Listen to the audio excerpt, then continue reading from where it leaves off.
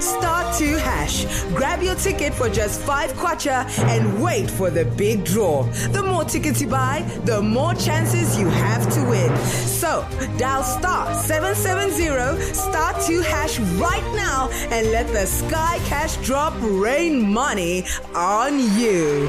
Terms and conditions apply.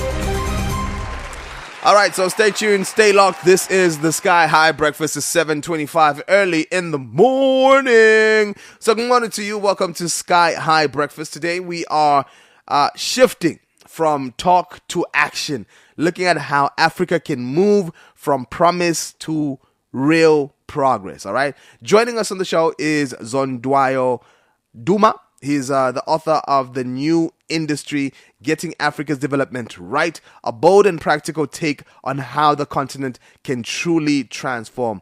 Zondwayo, welcome to the Sky High Breakfast. Thank you, Mr. Fanatic. I can see the energy is so good. You know, we have to because we're trying to wake up people, trying to wake up the continent, trying to wake up Africa, trying to wake up Zambia. That's what we have to do. But how you doing? Let's just talk about you. How you feeling? Are you up this early usually? Yes, usually, but not out. I'm at least still home this time. So Yeah.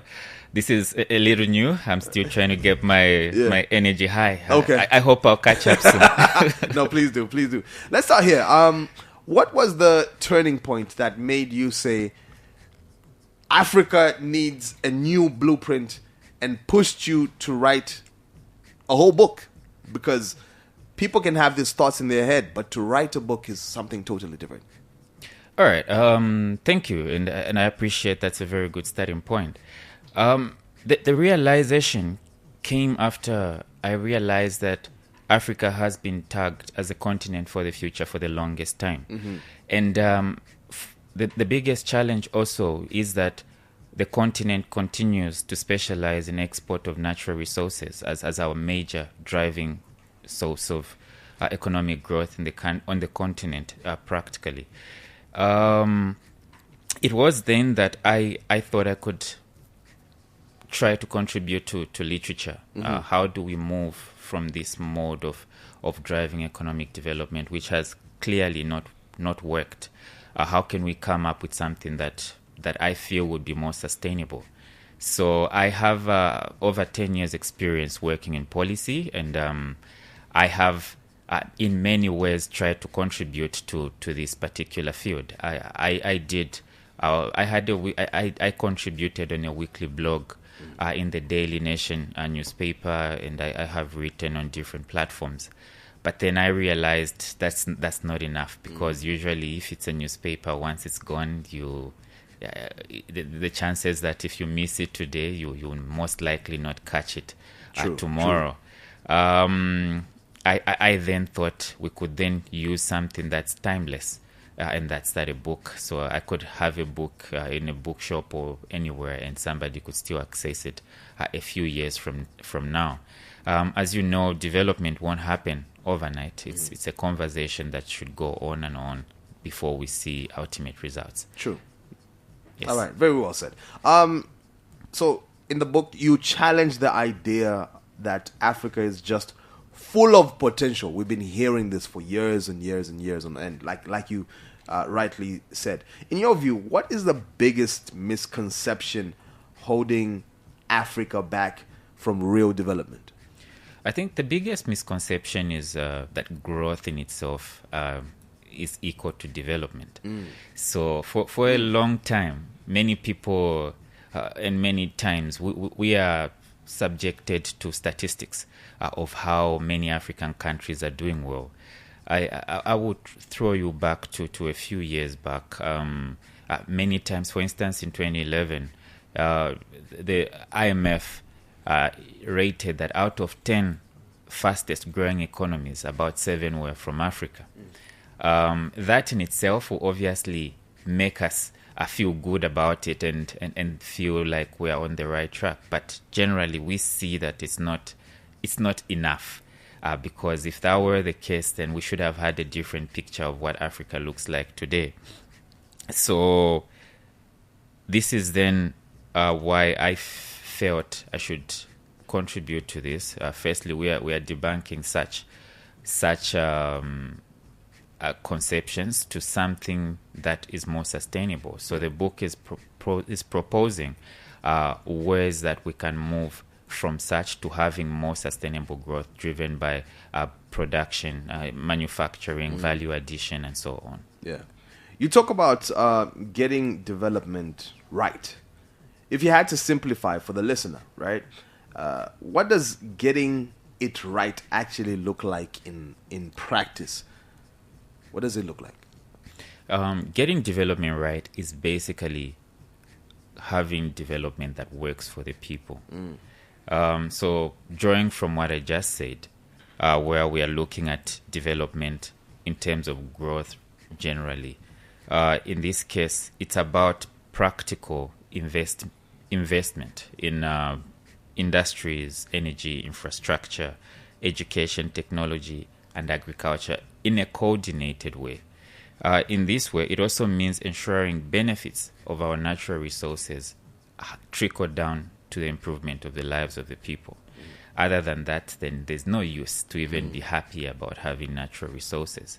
So these are the kind of things that I'm trying to talk about. It's about how every time we would say we have copper, we have copper reserves of this amount, or Yes. we've produced copper of this amount. Even as we talk about the 3 million metric tons, target, the end goal is how is it improving the lives of the people? That becomes what we call the right development. Other than that, then there's nothing else. And again, like I said, the book focuses on value addition, so value addition and so on. So it's about how are we then going to ensure that people, firstly, we add value to our natural resources. We ensure that more people are employed in the value chain. More people get jobs in the value chain, and so on. Yes, so generally that's what I can say. It's about all those aspects brought together to ensure that people's lives are improved. Yeah. We've kind of brought it home, but like let's bring it home some more. So if policymakers, business leaders, and even young innovators are listening right now, what is the one practical shift they must start making today? What do you think that is? So we should shift from consumption, or from basically focusing on consumption to production. Africa is one of the biggest importers of finished goods, and we will brag to produce a lot of natural resources, but at the same time we will then be major consumers of whatever is produced. So that is step number one. So we'll need to join the market in the production. And beyond that, we should also then think of how everybody in the chain plays a role, starting with the government. For instance, the government should create a conducive environment that will support industry players and local entrepreneurs to thrive. So that would be the government's role. Businesses should invest in effective value addition and also means of regional cooperation that we would need to see how we work. And then also for young innovators like you and me, obviously the easiest way I could contribute is writing a book, but we have more people that are hands-on that could then contribute to innovations that could be more Africa-centric, that could be meaningful to the people in Africa, other than also just importing innovations that sometimes may not even align with the people. Yeah, well said. And finally, beyond the usual challenges we talk about, what is the biggest opportunity Africa is currently overlooking in your perspective? So the biggest opportunity we may be overlooking as Africa is the power of regional cooperation. African markets tend to be very fragmented and small. So in the end, we are working with very, very small markets, denying the huge impact that entrepreneurs could then maximize on. With that said, the key thing then would be to see how we maximize this opportunity, and with the various opportunities brought up, like the Africa Continental Free Trade Area and so on, we would need to see how best we work together.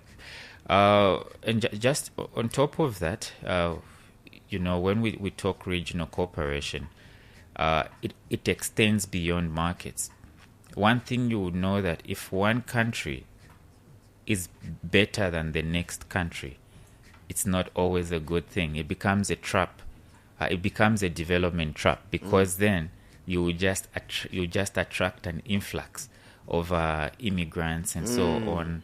And in as much as sometimes immigration could be good, sometimes it could not always be good. Talk about the case of South Africa. South Africa right now. That's the that's the thing. Talking point. Yes. So South Africa is like the big brother of the region, and now everybody is going to South Africa because that's where the opportunities are. But if South Africa's neighbors were performing very good, then there would be very little motivation to migrate, because then my economy is doing fine. So if I'm thinking of moving, it's because I just want to, or maybe it's a business deal that's not because we are completely struggling as a country. Sure. So these are some of the negatives, but also it also risks people buying your goods over time. So these are some of the things that would need to overlook, and regional cooperation is a huge missed opportunity. I understand the Africa Continental Free Trade Area seeks to address some of these, such as COMESA, same as COMESA and so on. These are some of the things they're seeking to address. But clearly it's something that hasn't yet taken shape in a very long time. Yeah, true. Powerful insight. All right. Before we let you go, our listeners obviously need to remember a message. What message would you love to push through from the book that you believe is very, very important? What's the one message that you would like to leave with our listener? Okay, so the one message I would like to leave is Africa will not thrive on potential alone. It will thrive on action. And action has to start now, and it requires everyone to be involved. We would need to take the African development agenda seriously. And this cannot work if we stuck to doing the same things over and over. We have lived on export of raw materials for the longest time, and clearly it hasn't worked. So we would need to explore other opportunities that will make it possible for us to do well.